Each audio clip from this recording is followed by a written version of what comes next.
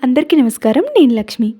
చాలాసార్లు ఇంట్లో ఇడ్లీ పిండి కానీ, దోస పిండి కానీ మిగిలిపోతుంది. కానీ అది పులుపెక్కిపోయి ఉంటుంది కదా!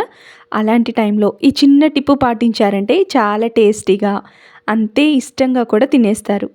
ముందు పులుపెక్కిన పిండి ఏదైనా సరే ఇడ్లీ పిండి, దోస పిండి అయినా అందులోకి ఒక గరిటెడు దాకా బియ్యపు పిండి యాడ్ చేసుకోండి.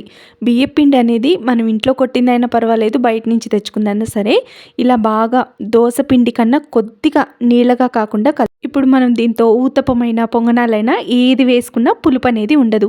4, 5 పచ్చిమిరపకాయలు, 2, 3 ఉల్లిపాయలు, సన్నగా తురుముకున్న క్యారెట్, కొద్దిగా కొత్తిమీర, 1 టేబుల్ స్పూన్ దాకా జీలకర్ర యాడ్ చేసుకుని, ఈ పిండితోనే మీరు ఊతప్పాలన్నా వేసుకోవచ్చు, లేదంటే నాలాగా పొంగనాలన్నా యాడ్ చేసుకోవచ్చు. ఆల్రెడీ పిండిలో ఉప్పు ఉంది. నేను కొద్దిగా మిరపకాయలన్నీ యాడ్ చేశాను కాబట్టి కొద్దిగా ఉప్పు వేసుకుని ఫ్లేవర్స్ అన్నీ పిండిలోకి కలిసేలాగా గెరిటితో బాగా కలుపుకోండి. ఒక్కసారి పిండి చెక్ చేసుకోండి. మీకు కొంచెం నీళ్ళగా కావాలనుకుంటే కొద్దిగా నీళ్ళు యాడ్ చేసుకుని ఊతప్పం కానీ, పొంగనాలు కానీ వేసేసుకోవచ్చు. ఇక్కడ నేను పొంగనాలు వేస్తున్నాను.